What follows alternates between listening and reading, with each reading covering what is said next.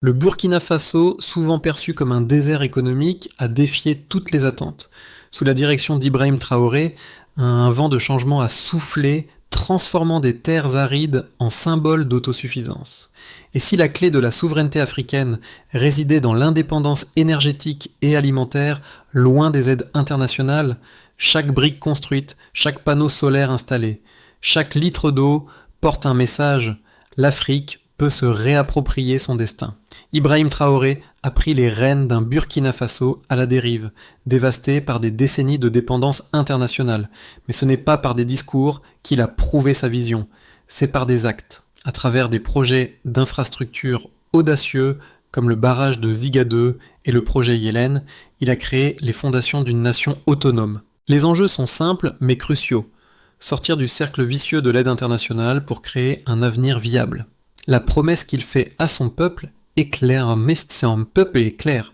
Redonner la dignité en offrant les moyens de subvenir à leurs besoins sans attendre d'aide extérieure. Cela va au-delà de la politique. C'est une révolution silencieuse, bâtie sur la confiance dans le travail collectif et la capacité du peuple burkinabé à se reconstruire lui-même.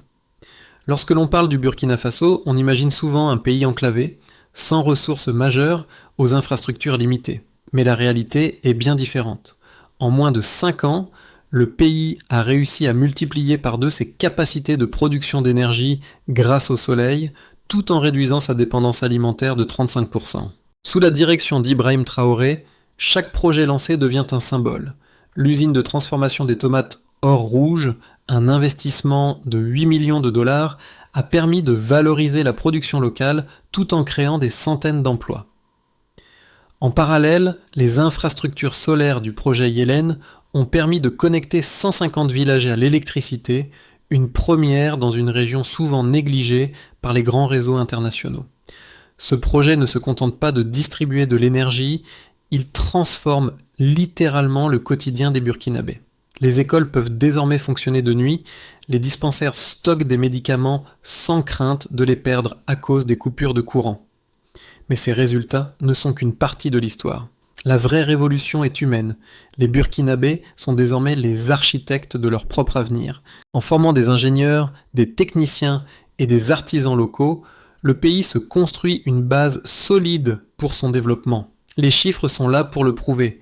L'économie locale se renforce, la production agricole augmente et la confiance entre les citoyens et l'État n'a jamais été aussi forte. En abandonnant le modèle de la dépendance, le Burkina Faso montre au monde qu'il est possible de redéfinir le futur avec ses propres mains sans attendre la clémence des autres. Les héros de cette transformation ne portent pas de costume ni de titres prestigieux. À Koudougou, Mariam, une tisserande de 42 ans, dirige maintenant un atelier de production textile alimenté par l'énergie solaire. Elle raconte comment, avant l'électrification de sa région, elle passait des soirées à travailler dans l'obscurité, n'ayant accès qu'à des lampes à pétrole. Aujourd'hui, elle forme même d'autres femmes au métier, créant ainsi un cercle vertueux de développement local. Pour Mariam, le projet Yélène n'est pas seulement une source d'énergie, c'est un levier pour améliorer la qualité de vie de toute sa communauté. À quelques centaines de kilomètres, dans la région de Kougni, Souleymane, un jeune agriculteur de 26 ans, a vu sa production agricole quadrupler grâce au système d'irrigation fourni par le barrage de Ziga 2. Les terres qui étaient autrefois stériles et arides sont aujourd'hui fertiles, offrant des récoltes régulières qui permettent à Souleymane de nourrir sa famille et de vendre sa production sur les marchés locaux. L'accès à l'eau n'a pas seulement changé son quotidien, il a transformé son avenir. Ces récits de vie, comme ceux de Mariam et Souleymane, illustrent mieux que tout l'impact profond de cette révolution silencieuse. Derrière chaque projet, derrière chaque succès, il y a des individus qui, armés de volonté et de résilience, participent à l'édification d'une nation indépendante. Ce n'est pas une aide étrangère qui fait la différence, mais un travail collectif, enraciné dans le sol même du Burkina Faso. L'histoire du Burkina Faso sous Ibrahim Traoré commence par un choix audacieux, refuser les chaînes de la dépendance. Dès son arrivée au pouvoir, Traoré a pris la décision radicale d'investir massivement dans les infrastructures locales, plutôt que de continuer à dépendre de l'aide internationale. Son premier geste, lancer la construction de l'usine de transformation des tomates Or Rouge. Un projet d'envergure qui visait à créer de la valeur à partir des ressources locales. Ce n'était pas seulement une usine, c'était un symbole. En investissant dans cette production locale, il a montré que la souveraineté alimentaire n'était pas un luxe, mais une nécessité. En moins d'un an, la production locale de tomates a doublé, et des milliers d'agriculteurs burkinabés ont vu leur situation s'améliorer grâce à des contrats de fourniture stables. Les paniers de tomates ne pourrissaient plus sur les bords des routes. L'exportation de produits locaux devenait réalité. Simultanément, Traoré a mis en place des programmes d'éducation et de formation pour les jeunes ingénieurs et techniciens locaux. Ce ne sont pas des experts étrangers qui ont installé les panneaux solaires du projet Yéléen, mais des jeunes burkinabés formés sur place. Le projet a permis de connecter 150 villages à l'électricité, offrant ainsi des perspectives inédites pour les communautés rurales. Ensuite est venu le projet Yéléen, une initiative visant à fournir de l'énergie solaire aux villages reculés. En quelques années, la production d'énergie a augmenté de 200%, et plus de 300 000 personnes ont désormais accès à l'électricité. Ce n'était pas simplement une initiative technologique, mais une véritable réappropriation des ressources naturelles. Mais la véritable surprise est venue avec les projets d'infrastructures routières. En construisant une nouvelle autoroute reliant Bobo-Dioulasso à la Côte d'Ivoire, Traoré a non seulement réduit les coûts de transport, mais a aussi permis une intégration économique régionale plus forte. Les prix des produits ont baissé, les entreprises locales ont prospéré, et l'économie du Burkina Faso a connu une croissance impressionnante de 12% par an. Ce modèle de développement, basé sur des investissements locaux plutôt qu'étrangers, est désormais perçu comme une alternative viable au modèle classique de dépendance. Les résultats sont là pour prouver que même sans accès aux grandes puissances économiques, un pays peut prospérer en misant sur ses propres forces. Les résultats concrets du modèle de souveraineté économique du Burkina Faso sont mesurables dans des chiffres précis qui témoignent d'une transformation radicale. Ces chiffres ne sont pas seulement des indicateurs économiques, ils sont les preuves tangibles d'une nation qui se redéfinit par ses propres efforts. Parlons d'abord de l'énergie. Le projet Yéléen, qui a permis d'électrifier 150 villages en 2 ans, a fait passer le taux d'électrification rurale de 20% à 60%. Ce bond de 40% a permis à des centaines de milliers de personnes d'avoir un accès continu à l'électricité, réduisant de manière significative la dépendance aux générateurs coûteux. En chiffres, cela représente une augmentation de 180% de la capacité de production d'électricité nationale, réduisant ainsi les pertes économiques liées aux coupures de courant dans les entreprises locales et les écoles. De plus, l'utilisation de l'énergie solaire a permis d'économiser plus de 30 millions de dollars par an en coûts d'importation de carburant selon les calculs des experts du projet. Ces économies sont réinvesties dans l'amélioration des infrastructures locales, consolidant ainsi les bases d'une croissance durable. Passons maintenant à l'agriculture. Le secteur agricole a vu une amélioration directe de sa productivité grâce à l'irrigation et aux infrastructures de transformation locale. Le projet de l'usine Or-Rouge, lancé pour 8 millions de dollars, a permis de réduire de 35% la dépendance aux tomates importées, tout en augmentant de 42% la production locale. Ce chiffre est crucial. Il montre que les agriculteurs burkinabés peuvent désormais vendre leurs produits à des prix plus compétitifs, car ils ne sont plus liés aux fluctuations des prix internationaux des denrées alimentaires. Le projet a également permis de créer 150 emplois directs et 2000 emplois indirects, renforçant ainsi l'économie locale en apportant de la stabilité aux familles et des agriculteurs. Ce modèle économique, qui repose sur des investissements dans les ressources locales, a également permis de doubler les revenus des agriculteurs participant au projet. Concernant l'eau, le barrage Ziga 2, avec ses 10 millions de mètres cubes d'eau, a eu un impact majeur sur les zones agricoles et résidentielles. Ce projet a non seulement amélioré l'accès à l'eau potable pour 400 000 personnes, mais il a aussi permis d'irriguer 6 000 hectares de terres agricoles, augmentant ainsi la production agricole de la région. Cela a réduit la dépendance aux importations alimentaires de manière substantielle et a assuré une meilleure sécurité alimentaire pour les populations locales. Ce projet d'irrigation a aussi permis de réduire de 50% le temps nécessaire pour aller chercher de l'eau, libérant ainsi des heures de travail pour d'autres activités économiques. En matière de finances, avec l'ouverture de la Birkin Bank, l'un des projets financiers majeurs du gouvernement Traoré, plus de 280 000 comptes bancaires ont été ouverts en seulement 3 ans. Ce chiffre est d'autant plus impressionnant qu'il inclut une large proportion de travailleurs informels auparavant exclus du système bancaire.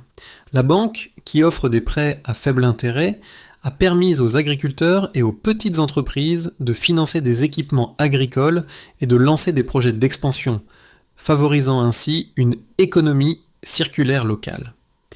Ce système financier, porté par une vision nationale, a également permis de réduire les flux financiers sortant vers l'étranger. En 2021, 60% des investissements étrangers dans le pays ont été remplacés par des financements internes, une première pour un pays du Sahel. Cela témoigne d'une économie plus autonome dont la résilience repose sur des mécanismes locaux de financement. Les leçons tirées de ces indicateurs sont claires. Les chiffres ne mentent pas. Grâce à des investissements ciblés, le Burkina Faso démontre qu'il est possible d'échapper à la dépendance économique en misant sur l'autosuffisance. L'accès à l'énergie, à l'eau et à une économie bancaire stable a permis à des millions de Burkinabés de changer leur quotidien. Les projets qui semblaient improbables au début, qu'il s'agisse de l'usine de tomates ou du barrage d'irrigation, sont aujourd'hui des exemples de réussite, non seulement pour le Burkina Faso, mais aussi pour tout un continent qui cherche une alternative à l'aide extérieure. Le chemin tracé par Traoré montre qu'une nation peut transformer sa destinée avec les bons outils. Volonté politique, investissement dans les ressources humaines locales et réinvention des infrastructures économiques. Le modèle burkinabé est désormais une référence à suivre pour l'Afrique de demain. Le développement économique en Afrique a souvent été divisé en deux écoles de pensée opposées. D'un côté, il y a les partisans du modèle de la mondialisation qui défendent l'idée que la croissance économique et la modernisation d'un pays nécessitent une ouverture aux marchés internationaux et une coopération avec les grandes puissances économiques.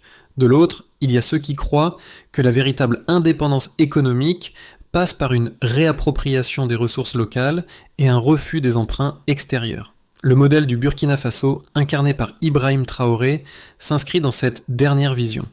Les partisans de la mondialisation arguent que les pays africains doivent s'intégrer pleinement dans l'économie mondiale pour stimuler la croissance. Selon eux, l'accès aux marchés internationaux et aux investissements étrangers permettrait aux pays africains d'accélérer leur développement et d'accéder à des technologies de pointe.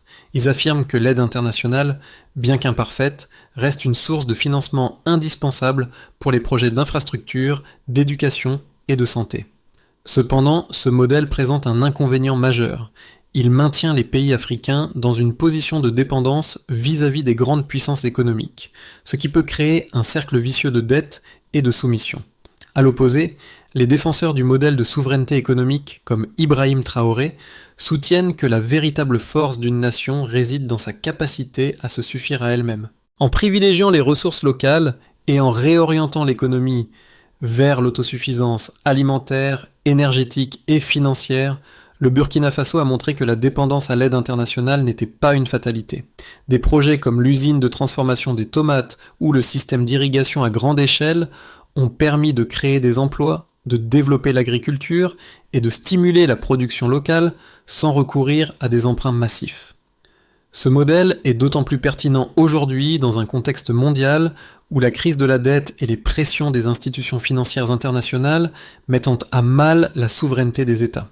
Le modèle du Burkina Faso démontre que la voie de la souveraineté économique est non seulement possible, mais qu'elle peut également conduire à une croissance durable et inclusive. La véritable question qui se pose n'est donc pas si le modèle burkinabé peut fonctionner, mais plutôt si d'autres nations africaines auront le courage de suivre cette voie. Car le véritable risque n'est pas d'échouer seul, mais de réussir sous tutelle.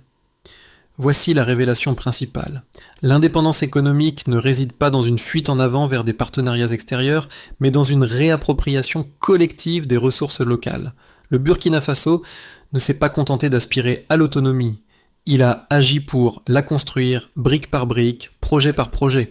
Les résultats sont là, une production agricole en hausse, une capacité énergétique presque doublée, et une économie locale qui reprend son souffle. La souveraineté n'est plus un concept abstrait ou un vœu pieux, mais une réalité mesurable. Ce changement n'est pas uniquement le fruit de politiques publiques, mais d'un engagement collectif pour redonner aux Burkinabés la fierté de leur indépendance. Le modèle mis en place par Ibrahim Traoré va au-delà de la simple création d'infrastructures. Il illustre une vision où l'autosuffisance est la clé du développement. Et si cette approche, fondée sur la confiance dans les forces locales, devenait le modèle à suivre pour d'autres pays du continent. Les preuves sont là pour le prouver. La souveraineté est non seulement possible, elle est déjà en marche. Le modèle burkinabé de souveraineté économique porte des résultats concrets qui affectent non seulement l'économie nationale, mais aussi le quotidien des citoyens. Ces effets ne se limitent pas à des chiffres sur le papier, ils se manifestent dans les vies des Burkinabés, qui voient leur réalité transformée par des projets pensés et réalisés par eux-mêmes. Parlons d'abord de la production agricole et de la sécurité alimentaire. L'un des impacts les plus visibles du modèle de développement axé sur l'autosuffisance est la transformation de l'agriculture. Le projet Or Rouge, une usine de transformation de tomates, a non seulement créé des milliers d'emplois, mais a aussi permis de multiplier la production locale par 2. En réduisant la dépendance aux importations de produits alimentaires, notamment les tomates, cette initiative a stimulé l'économie rurale. Les agriculteurs qui autrefois se retrouvaient à jeter leurs récoltes faute de débouchés ont désormais des contrats stables pour vendre leur production à des prix compétitifs. Le Burkina Faso ne se contente plus de consommer ce qu'il produit, mais il est devenu un acteur important de la production alimentaire dans la région, renforçant sa position dans les échanges intra-africains. L'exportation de produits comme les tomates et le mil a augmenté de 25% en seulement 2 ans, montrant que l'autosuffisance alimentaire est une stratégie non seulement viable, mais aussi bénéfique pour l'économie nationale. Concernant l'accès à l'énergie et la modernisation des infrastructures, le projet Yéléen, qui a électrifié 150 villages grâce à l'énergie solaire, a eu un impact profond sur les conditions de vie des populations rurales. Aujourd'hui, plus de 300 000 personnes ont accès à une source d'énergie stable, ce qui a permis l'ouverture de nouvelles entreprises, l'extension des horaires d'études pour les enfants et la mise en place de services de santé de nuit dans des régions isolées. Les économies réalisées grâce à l'énergie solaire se comptent en millions de dollars chaque année, argent qui est réinvesti dans des projets locaux comme des écoles, des hôpitaux et des infrastructures publiques. De plus, le pays a réduit sa dépendance aux importations de pétrole, générant ainsi des économies substantielles qui renforcent la stabilité financière. En ce qui concerne la gestion de l'eau et la lutte contre la sécheresse, le barrage Ziga 2, avec sa capacité de stockage de plus de 10 millions de mètres cubes d'eau, est un autre exemple frappant des effets tangibles du modèle de souveraineté. Non seulement il alimente plus de 400 000 personnes en eau potable, mais il irrigue également 6 000 hectares de terres agricoles, permettant de stabiliser la production agricole dans une région sujette à des périodes de sécheresse sévères.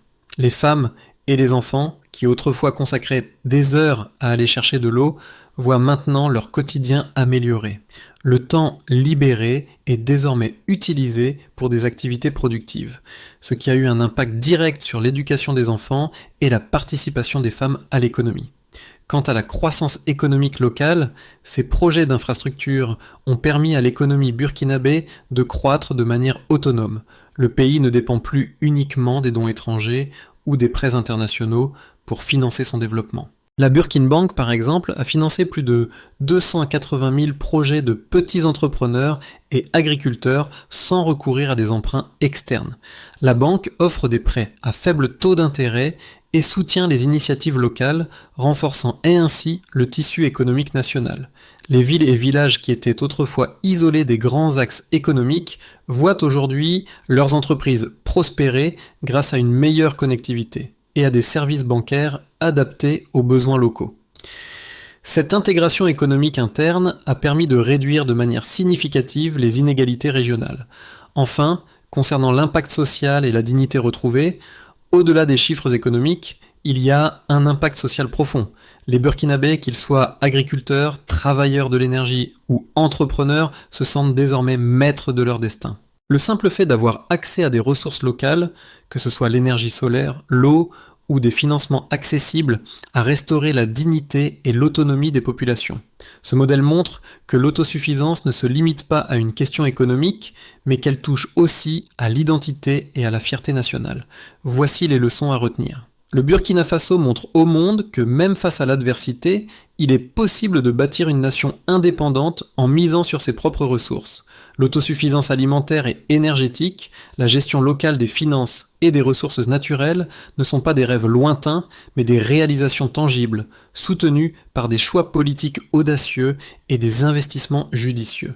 Les projets comme Or Rouge, Yélène et Ziga 2 ne sont que les premières étapes d'une transformation plus large. Le défi reste de savoir si d'autres nations africaines auront la même vision à long terme, celle qui repose sur la confiance en ses propres capacités et sur un modèle de développement plus autonome.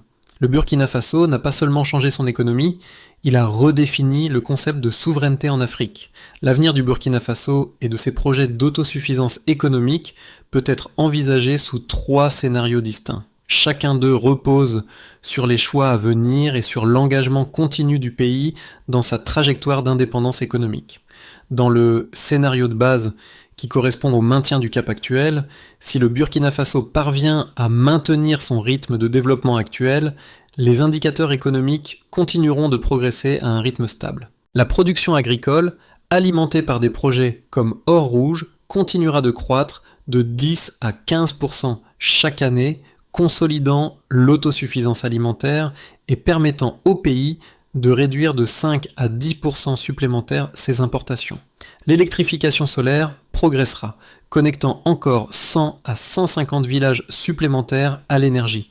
Cette trajectoire, quoique solide, verra des progrès plus lents sur le long terme, le pays devant faire face à des défis structurels comme le financement de ses projets sans soutien international massif. Dans le scénario optimiste qui correspond à l'accélération des réformes et à l'expansion des investissements locaux, où le Burkina Faso réussit à attirer des investissements internes et à maintenir une politique économique stable, l'autonomie pourrait augmenter de manière exponentielle. L'objectif d'atteindre 90% d'autosuffisance alimentaire d'ici 12 mois pourrait être atteint plus rapidement grâce à une extension des systèmes d'irrigation et à l'introduction de nouvelles technologies agricoles. La construction d'infrastructures de transport, comme l'extension de l'autoroute reliant Bobo-Dioulasso à la Côte d'Ivoire, réduirait encore les coûts commerciaux et ouvrirait de nouveaux marchés pour les producteurs locaux. Si la croissance continue de manière aussi rapide, le pays pourrait atteindre une croissance économique annuelle de 7 à 9%, tout en renforçant la cohésion sociale et politique interne, créant ainsi un modèle durable d'autosuffisance. Dans le scénario pessimiste qui correspond aux risques externes et aux perturbations internes, le Burkina Faso pourrait être confronté à des défis externes, tels que des fluctuations des prix des matières premières, une instabilité politique régionale ou des crises économiques mondiales affectant son financement local. Ces facteurs pourraient ralentir la mise en œuvre des projets de souveraineté, affectant l'exportation des produits agricoles et l'expansion des infrastructures. La dépendance aux importations pourrait augmenter de manière temporaire, et les efforts pour sécuriser l'énergie et l'eau pourraient être freinés par des contraintes financières. Dans ce cas, la croissance économique pourrait ralentir à 2-3% par an, et les inégalités régionales pourraient se creuser. Voici quelques recommandations pour le futur. Indépendamment du scénario choisi, le Burkina Faso doit se concentrer sur l'extension de ses capacités locales tout en réduisant les risques liés à des financements extérieurs non durables. L'intensification des investissements dans la formation, l'innovation locale et la gestion des ressources naturelles permettra d'assurer une stabilité à long terme, tout en favorisant la création d'emplois et la croissance économique. Ce qui se passe au Burkina Faso n'est pas simplement une transformation économique, c'est un mouvement qui redonne à chaque citoyen une part de contrôle sur son avenir. Lorsque l'on parle de développement, souvent il s'agit de grandes infrastructures, de politiques économiques ou de réformes gouvernementales. Mais au Burkina Faso, le développement se mesure dans les sourires des agriculteurs, dans les villages qui s'illuminent la nuit et dans les jeunes ingénieurs formés localement qui maintenant dirigent des projets d'envergure. Les progrès réalisés ne sont pas simplement une question de chiffres ou de statistiques. Ils touchent la vie de millions de personnes qui voient leur situation s'améliorer grâce à des projets d'autosuffisance alimentaire, énergétique et financière. Ce n'est pas une victoire théorique dans les bureaux du gouvernement ou dans les rapports économiques. C'est une victoire vécue au quotidien par ceux qui bénéficient des infrastructures, des emplois créés et des opportunités offertes par un modèle qui place la souveraineté au centre du développement. Les agriculteurs comme Souleyman, les tisserandes comme Mariam et les travailleurs des projets solaires ou hydrauliques sont les véritables héros de cette révolution silencieuse. Ce sont leurs histoires, leurs luttes et leurs réussites qui incarnent le vrai visage de l'autosuffisance. Au-delà des projets et des infrastructures, ce qui se joue au Burkina Faso, c'est un message profond pour toute l'Afrique. Le développement n'est pas un don, mais un droit que chaque nation peut se donner. Le Burkina Faso a montré que l'autosuffisance n'est pas un luxe, mais une nécessité pour garantir un avenir stable et prospère. Les citoyens du monde entier, et particulièrement en Afrique, peuvent tirer des leçons de cette histoire. Pour que la transformation du Burkina Faso continue sur sa lancée et que le modèle d'autosuffisance économique s'étende à l'échelle régionale, plusieurs étapes clés doivent être franchies. Chaque initiative, qu'elle concerne l'agriculture, l'énergie ou la finance, repose sur une base solide, mais nécessite des ajustements et des renforcements pour assurer la durabilité et l'expansion à long terme. Il faut d'abord renforcer la formation et l'innovation locale. Le succès de projets comme l'usine Or-Rouge et le système Yellen repose en grande partie sur la capacité du Burkina Faso à développer et à maintenir un capital humain local. Il est donc crucial de renforcer la formation technique et académique, notamment dans les secteurs de l'ingénierie, des énergies renouvelables et de l'agriculture durable. La création de centres de recherche et de formation spécialisés permettra d'assurer que les jeunes burkinabés soient prêts à prendre le relais dans les années à venir. Il est ensuite nécessaire de diversifier les investissements financiers. La Burkin Bank a montré la voie en offrant des solutions financières adaptées aux besoins locaux. Cependant, pour que l'autonomie financière devienne une réalité à grande échelle, il est essentiel de diversifier les sources de financement. Des partenariats publics-privés, des investissements dans les infrastructures vertes et la promotion de modèles d'économie circulaire peuvent attirer davantage de capitaux sans dépendre des institutions financières internationales. Il convient aussi de développer les infrastructures de transport et de commerce. L'extension de l'autoroute entre Bobo-Dioulasso et la Côte d'Ivoire est un premier pas important pour améliorer la connectivité commerciale de la région. L'étape suivante consiste à créer un réseau de transport régional efficace, reliant les principaux centres de production du Burkina Faso aux marchés voisins. Ces infrastructures de transport faciliteront les échanges intra-africains, réduisant les coûts commerciaux et ouvrant des opportunités d'exportation supplémentaires. Enfin, il faut protéger et diversifier les ressources naturelles. Les projets hydrauliques comme Ziga 2 et l'irrigation doivent être étendus et protégés par des politiques environnementales durables. Le Burkina Faso doit investir dans la gestion des ressources naturelles afin de garantir que les projets agricoles et d'infrastructures ne compromettent pas les équilibres écologiques, mais au contraire les renforcent.